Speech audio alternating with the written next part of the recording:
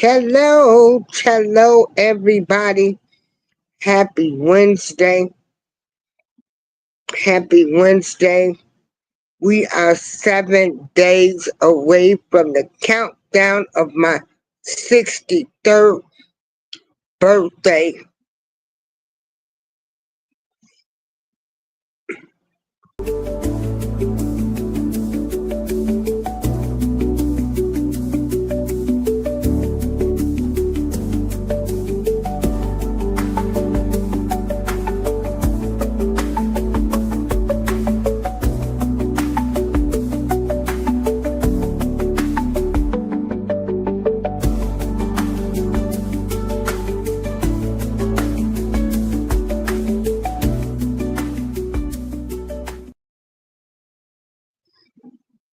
Hey Joshua, how you doing tonight, son?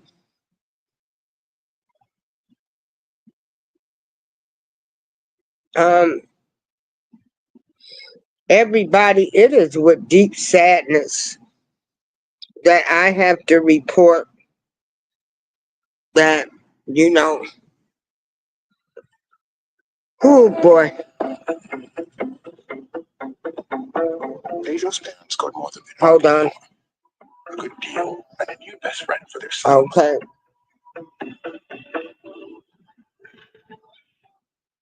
From my understanding, you were dropping off a delivery.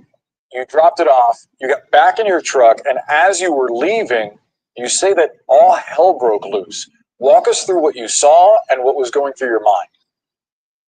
Yeah, I guess the best way to describe it, being a truck driver for the 30 years I've been, it was reminiscent of what happened after 9/11. I was on the road then, and the same thing happened. The whole world just went quiet. It shut down. Nobody knew what was going on. In the few minutes it took me to get from the delivery to that north gate where people who are stationed there would go to Savannah, and it was pretty active. There was a lot of people going out that gate, probably going to Savannah. Everything stopped. I was the first truck at that gate, and they just shut it down. And the people in the cars knew less than I did. I didn't know anything, neither did they. They just wouldn't let us out. And slowly they started turning them around. In an 18-wheeler, I couldn't do what they did, but I had to get out. They got mad that I got out of my truck. I couldn't figure out what to do. They had county law enforcement on the other side of the gate, base police on inside. But when I got out, they just told me to turn around. They had to stop me to turn around. I went back to the PX or the commissary, the only place I knew to go. And between that, on the base, except for when I got to the PX, there was two food trucks, a Mexican and an Asian food truck, and a couple soldiers were still there. We had nowhere to go. We were the ones that got stuck out in public. There was no one else there. The people in the buildings were locked in. We were locked out. There was no one else there, and all you seen and heard was the law enforcement whizzing by. And for the 30 minutes or so, we didn't know what to do, where to go. About 40 minutes into it, initially my thought was we were at war with Russia. I was actually kind of relieved that we weren't, but I'm thinking World War III started while I was on the base. And about 40 minutes into it is when I'm relieved that nobody got killed, because in the rumor mill, you know how things get spread around. The soldiers that were at those food trucks were telling me they heard 5 people were killed. There was one shooter that got caught, and one was barricaded in. I guess that was a false report. But nobody knew until about 40 minutes into it. One of the base police pulled up and informed all of us that we couldn't be standing there anymore, that there was an active shooter, and that we had to get in our vehicles. And it was when we were walking back to the vehicles is when he also announced, okay, hold on, it's over. You guys can leave now. But nobody knew. The base just turned into a ghost town for almost an hour. And there was no warnings, no sirens. Nobody knew what was going on. So, it is with deep sadness, that I have to report that there was a shooting.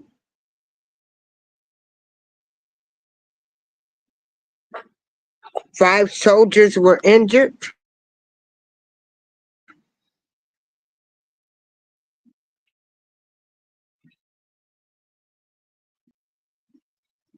this is sad. The 5 soldiers are fine. That's the picture of the suspect, and his name is Sergeant Cornelius Radford.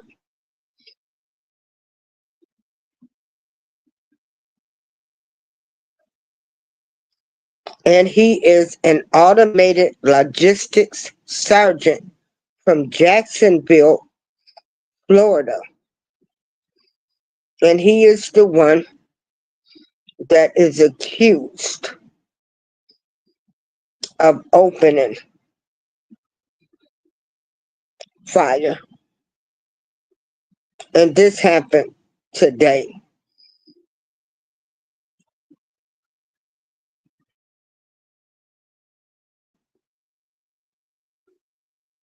You know, I am going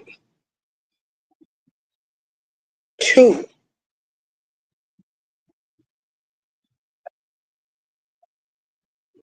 keep this man, hey Shatika, uplifted.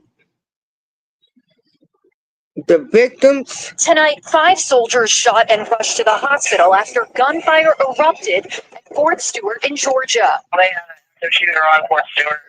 Authorities say 28-year-old U.S. Army Sergeant Cornelius Radford opened fire with a personal handgun shortly before 11 o'clock this morning. The shooting occurred at the soldier's place of work.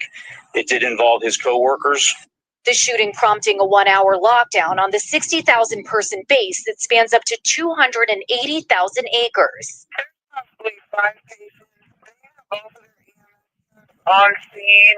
The Army says the sergeant was apprehended by law enforcement 40 minutes after they were dispatched. I would also like to thank the brave soldiers who immediately intervened and subdued the shooter.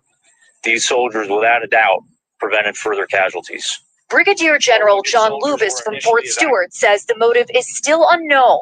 He says Sergeant Radford had never previously been deployed to combat or had any known disciplinary issues in his 7.5 years of service. Army officials say they found out today he had been arrested for a DUI in May. That was unknown to his chain of command until the event occurred, and we started looking into the law enforcement databases. The 5 injured soldiers are all expected to make a full recovery. 3 underwent surgery. Late today, President Trump saying the suspect will be prosecuted to the fullest extent. The entire nation is praying for the victims and their families, and hopefully they'll fully recover and can put this chapter behind. Fort Stewart is the largest U.S. military base east of the Mississippi River, home to the 3rd Infantry Division that is rapidly deployed to war zones around the world. Truck driver Ron Peavy says he was about to leave the base when the chaos ensued. If you were inside, you were locked in. If you were trying to get in, you were locked out. And it became a ghost town. Priya joins us live now. Priya, this happened on an Army base, so the military will handle any type of prosecution? Yeah, that's right, Tom. Officials say they do expect this case to be tried in a military court of justice. As for Sergeant Radford, we do know that he was questioned by Army investigators today. Officials say he's currently being held in confinement on the base while he waits to hear more about exactly what charges he'll be facing. Tom? Priya Sridhar live from Fort Stewart. Priya, thank you. Again, Simmons joins us live now. And Kier, is this meeting really going to happen? you know, prayers for the shooter and the victims, because I am sure this has to be, something caused this man to snap. Like I'm telling everybody, mental illness, it's on the rise. Mental illness goes untreated. We have a lot of broken people that is walking around in the world. A lot of broken people. And it does not help that we are living in times now where everything is being revealed. It's so much. The truth is being exposed about so many things. And it's a lot.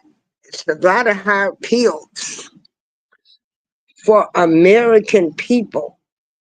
People living in the United States of America, looking at the state of the economy, the state of inflation.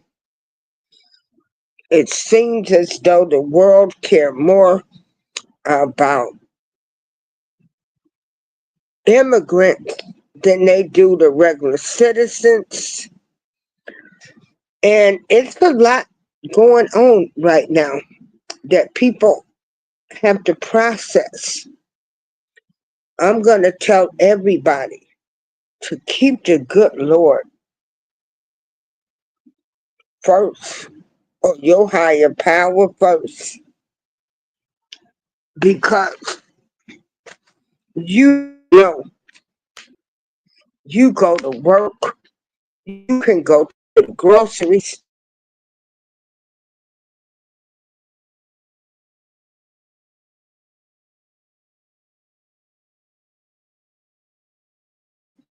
be unalived.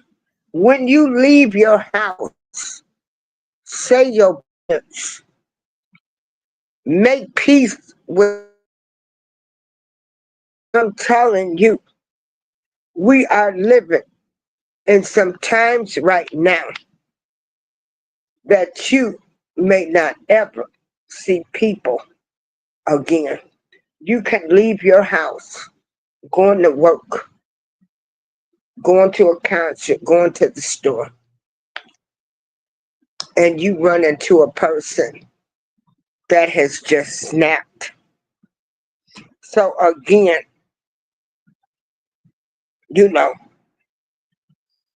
we don't know much about the alleged shooter, but I'm going to keep him lifted up too, because something had to be going on with him to do this. This is April Showers.